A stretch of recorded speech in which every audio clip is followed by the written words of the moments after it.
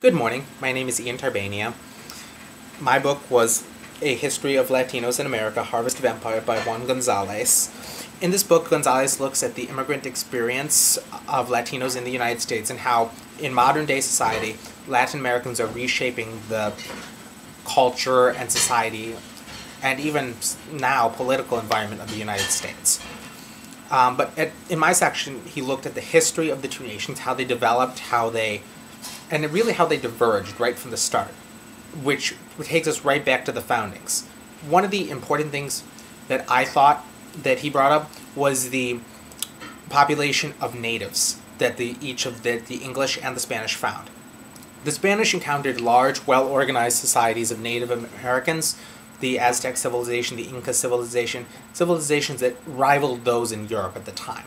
While in the United States, the largest confederation that the English found was the Iroquois Confederacy, which in and of itself was a democratic coalition, unlike the very hierarchical structures of the Aztec and Incan empires, which actually Gonzalez does note is probably what influenced even more than the British Glorious Revolution the foundings of democratic principles in the Americas, or at least in North America. About the representation, the idea of impeachment, which I thought was really interesting because that means that the United States was, the foundings of a democratic United States representative government were from the get-go founded by and influenced strongly by Native American principles.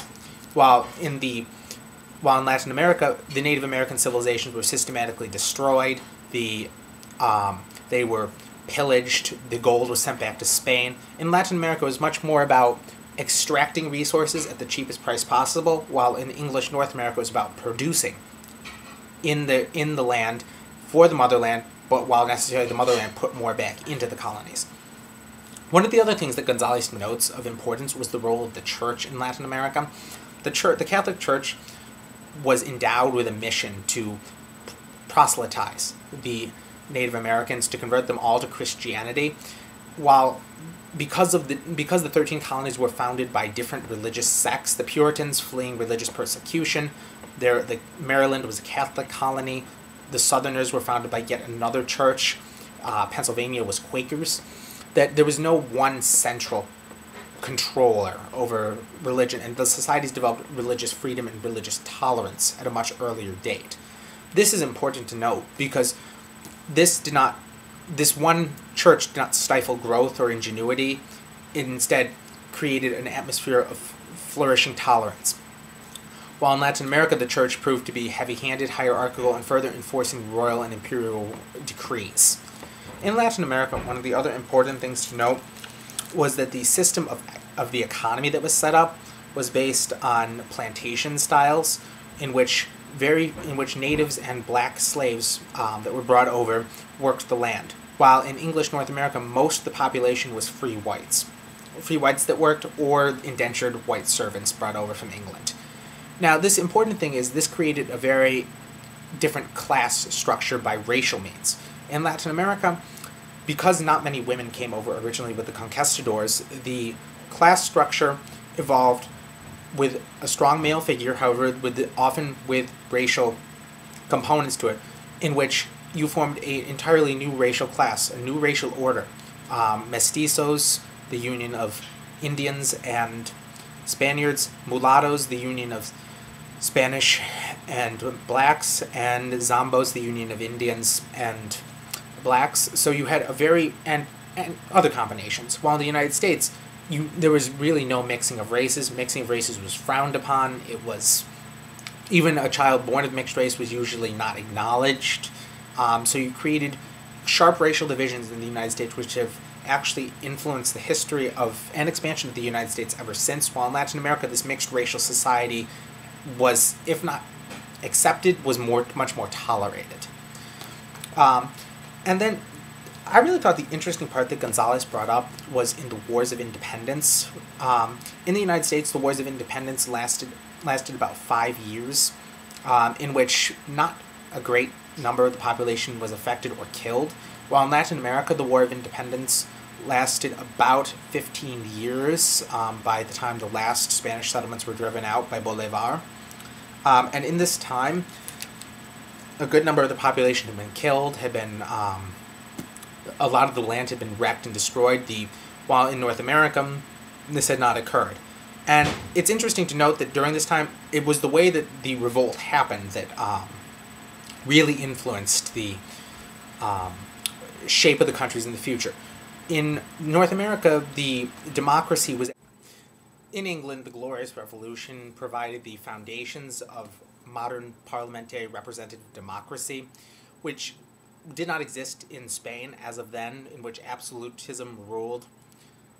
One thing, though, that Gonzalez did point out that I think was really key and interesting to note is that in North America, the one large civilization that the English settlers encountered was the Iroquois Confederacy, and it was the Iroquois that were themselves a democracy, and inventing such key concepts as impeachment, which proved vital, I think, or at least Gonzalez seems to allude to, and upon reading it, I actually thought it proved vital in the shaping of American democracy. And while there was no tradition of that in Latin America, which you had very strong empires that ruled supreme over the population, and in which the Spanish simply just took off the leadership caste and replaced them as at the top. One of the other things that I think that Gonzalez brought up that was interesting to note was the role of the church in both Latin America and in the 13 colonies. The role of the church in Latin America was supreme. The conquistadors came to Latin America with the goal of proselytizing the natives, with converting them all to Christianity.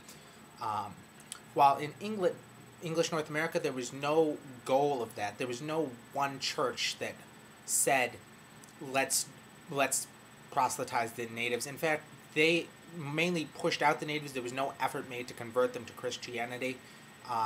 In fact, in Jamestown and in Plymouth Bay, according to statistics, there were only like 10 Christians after the first 50 years after the settlements began. So while in Latin America, one of the important key roles was to set up the church. As soon as you conquered a place, the church was built, native religious sculptures were destroyed. Cortez, in fact, on his way to conquer the Aztec Empire, converted natives to Christianity as he went. One of the first buildings to be built, in fact, in new cities were the churches, and they were built in the center of the squares, usually right next to the governmental buildings, which really intertwined church power with the role of the state. While in North America, because many of the 13 colonies were founded with different religions, Catholicism in Maryland, Quakers in Pennsylvania, Presbyterians in the South, and Puritans in New England, you had no one overarching religion that gained prominence. You had a smattering of Jewish immigrants as well. So you really, in there, you evolved religious tolerance, religious freedom that gradually spread, and in which which firmly established the separation of church and state, which would later be important in the distinction between the United States and Latin America. One of the other things that I think that Gonzalez brought up that was really interesting was as the Wars of Independence. The Wars of Independence in Latin America lasted 15 years, and it was during that time that the countries were really devastated. They lost at least half their populations, widespread damage to crops, to plantations. While in North America, there was particularly none of this. The death toll was extremely small. Private property was generally not damaged or destroyed. The wars mainly focused on just the cities, which were the centers of political power, while in the Spanish Latin America, the centers of political power lay both in the cities and in the countryside. And the American War of Independence only lasted for 5 years, while Latin America's lasted 15 comparatively, so you had that much more time of bloodshed, that much more time of struggle, that much more time of embitterment. One of the other things that I think Gonzalez brings up that was key was the development of the economies, too, which also played a crucial role, not only in the colonial societies, but in the independence. And that was in Latin America, you had the system known as the encomida, in which the plantation owners ruled supreme. They were given land grants by the King of Spain, and they kept these land grants for years afterwards.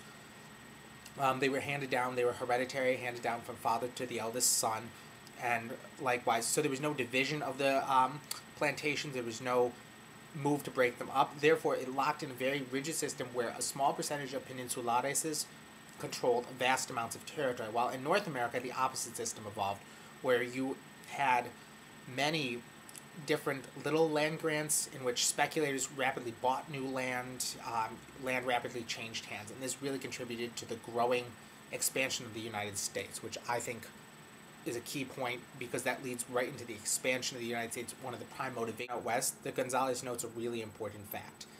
Rather than it be Mexican illegal immigration that we talk about today, it was illegal Anglo immigration into Mexican territory, which I thought was really interesting because the Mexican government reacted in the exact same way that the current U.S. government is reacting to illegal immigration. They saw Anglo immigration into the provinces of Tejas as threatening to their political power because their Anglos were English speakers, they were Protestants, and they were rapidly outnumbering and reproducing, surpassing the original population, making the province of Tejas more American than it was Mexican. And it was really interesting because they illegally immigrated into territory, rapidly bought land, sold it, divided it. It was the Texas War for Independence that really, it was led by Americans, not Texans, that freed the province, and it was behind this it was really behind the land drive, behind the drive of Southerners to expand slave power into the newly conquered Southwest in the Mexican-American War. Interesting to note is that during the Mexican-American War, the United States could have annexed the whole of Mexico, yet because of the idea of incorporating millions of non-white, non-English speaking Catholics into the United States, prevented that.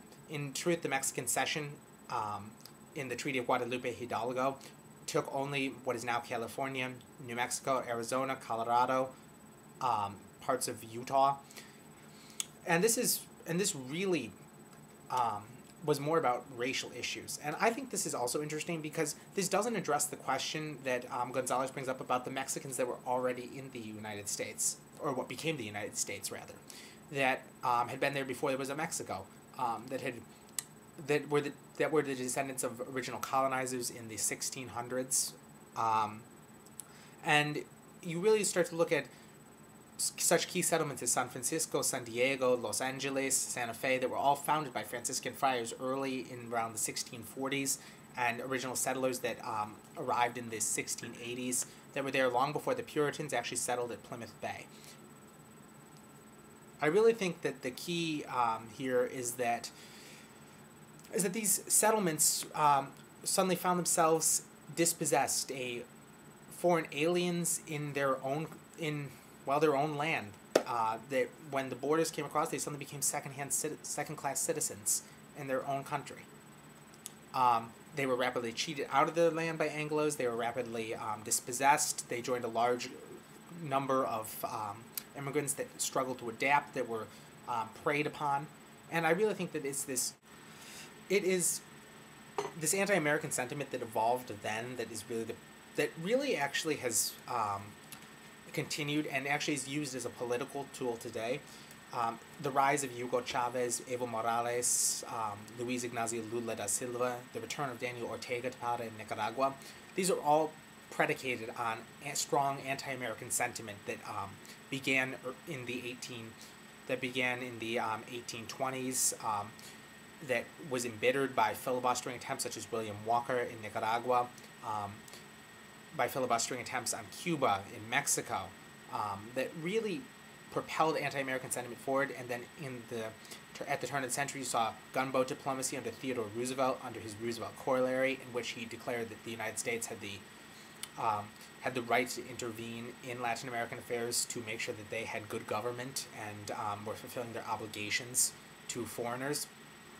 And I really thought that this was key because you see the evolution of the United States treating Latin American nations themselves as second-class nations, where you see them openly stepping in to overthrow governments that are hostile to U.S. interests, hostile to U.S. foreign policy aims, that seek to really reorder the hemisphere as almost pseudo-U.S. colonies, and the U.S. in truth did